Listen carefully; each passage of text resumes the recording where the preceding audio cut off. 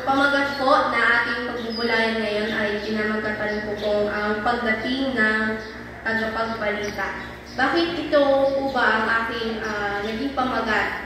Dahil po si Juan Bautista ay isang propeta at nagsilbing tagapagbalita o tagapagpahayag ng pagdating ni Jesus. At siya rin ang naghanda ng daraanan ni Jesus para sa kanyang ministeryo. At si Juan Bautista rin ay nagbibinyag o nagbabautismo kung saan siya ay nagbibinyag sa mga tao bilang tanda ng pagsisisi at pagbabago ng kanilang mga buhay. Yun po. So, alam naman po natin yung history nga ni John the Baptist, lalong-lalo na po sa pagdating sa kanyang mga magulang. Ano po, si Elizabeth at si Zacarias, no, kapwa po sila matanda, at si Elizabeth po ay pinagpala ng Diyos dahil nga po siya po ay isang baog, at baby po si Zacarias ay parehas po silang matanda na. So, napaka-miraculous ng pangyayaring na nagsisilang siya ng sanggol at ayan ay papangalanan nilang Juan. Ano po, at hayaan niyo pong basahin muli ang ating batayang talata na matatagpuan sa Lucas 1 verse 57 to 66. Sabi po roon, dumating ang oras ng panganganak ni Elizabeth at nagsilang siya ng isang sanggol na lalaki. Nang mabalitaan ang kanyang mga kapitbahay at kamag-anak na siya ay labis na pinagpala ng Panginoon, nakigalak sila sa kanya. Makalipas ang isang linggo, dumalo sila sa pagtutuli ng sanggol. Zacarias sana ang ipapangalan sa sanggol, ngunit gaya ng kanyang ama. Ngunit sinabi ni Elizabeth, hindi, Juan ang ipapangalan sa kanya. Subalit wala naman kayo kamag-anak na may ganyang pangalan tungkol nila. Sinenyasan nila ang ama upang itanong kung anong ibig nitong itawag sa sanggol. Humingi si Zacarias ng masusulatan at ganito ang kanyang sinulat. Juan ang pangalan niya. Namangha ang lahat. Noon din ay nakapagsalita si Zacarias at siya ay nagpuri sa Diyos.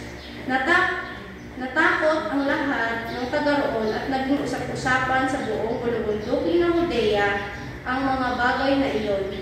Pinag-isipan nito ng mga nakapagbalita, ano ba naging paraisipan nila ng tanong na magiging ano kaya ang batang ito sapagkat nasa kanya ang kapangyarihan ng Panginoon. So, sa ating pong binasa, may tatlo po itong nais ipabatid sa ating lahat. Una po ay ang makita natin ang biyaya ng buhay, biyaya ng Diyos sa buhay ng bawat isa sa atin. No? Kagaya na lamang po ng mag-asawang Elizabeth at Zacarias na binigyan ng biyayang magkaroon ng anak sa kabila ng kanilang katandaan, at noon din ay si Elizabeth po ay mga panahon yun. Hanggang ngayon. Ayan. At ang pangalan po na ibinigay ay John or Juan, na ibig sabihin po ay God is gracious, o ang Diyos ay mapagpala. Yan.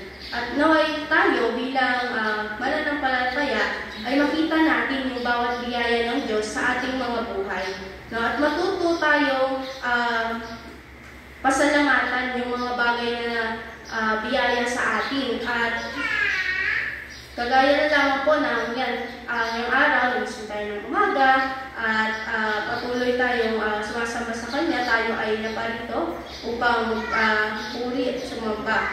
At gayon din sa mga oras na tayo ay nakakatanggap ng mga simpleng biyaya at pagpapala ng ating Panginoon. At ating suklian ang kabutihan ng ating Panginoon sa pamamagitan ng pasasalamat, panalangin, at tayo lumapit po sa Kanya. Pangalawa naman po ay matuto tayo makiramay o makisaya sa mga taong nakapalibot sa atin. Kung paano nang malaman ng mga kamag-anak at kapitbahay ni Elizabeth na siya nagdadalang tao ay sila'y nagkatipon-tipon upang makilala.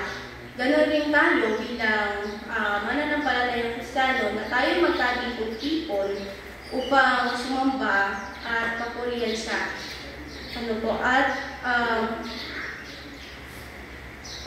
Upang sa ngalan ng Diyos ay magbahagi na tayo at ang bawat pagpapala ng bawat isa ay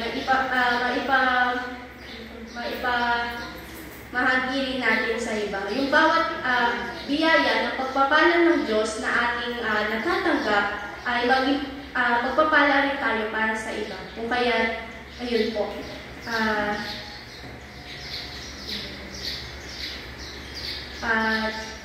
Sa panahon din na tayo yung matutong makisaya at makiramay, yung tawag dito, kapag po tayo may celebration po, di ba? Nagkakaroon tayo ng pagtitipon. Tapos, doon sa pagtitipon na yun, syempre, nakikisaya tayo at nakikiramay sa bawat isang kasama natin. Yun po. At pangatlo naman po ay minamahal tayo ng Diyos.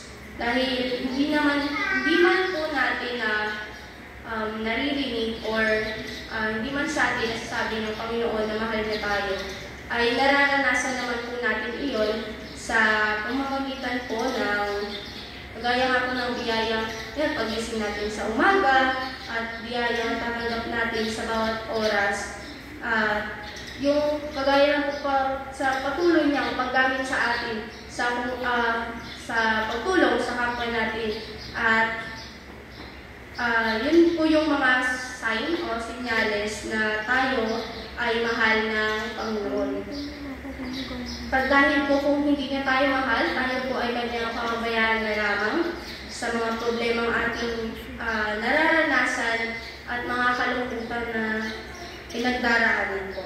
No? At kung papaano po, sabi po na kung papaano ang mga tao ay nagtanong or napaisip na kung ano nga ba ang magiging ano kaya ang batang ito, ay itanong po natin sa ating sarili ngayon ay kung magiging ano or ano ang ating magiging Pasko. Ay, wait lang po. Tanong natin ngayon ay kung ano ang magiging Pasko. Ay, yan. Kung ano, ang tanong natin ngayon, magiging ano kaya ang papalapit na Pasko ito para sa atin. So, gusto ko po hindi papalapit pa, pero gusto ko po sabihan ninyo ang inyong mga katabi na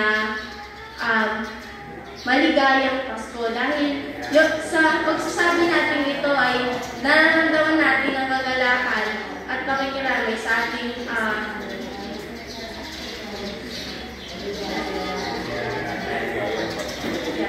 ayan po.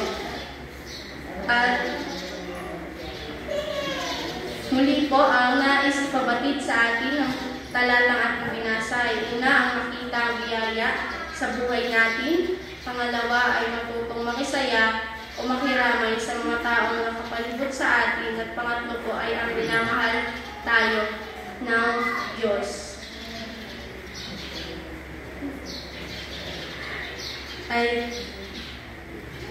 At ang Pasko pong ito, sa papalapit na Pasko, ito po ay tungkol kay Kristo at tungkol sa pagtulong at pag-ibig natin sa ating kapwa.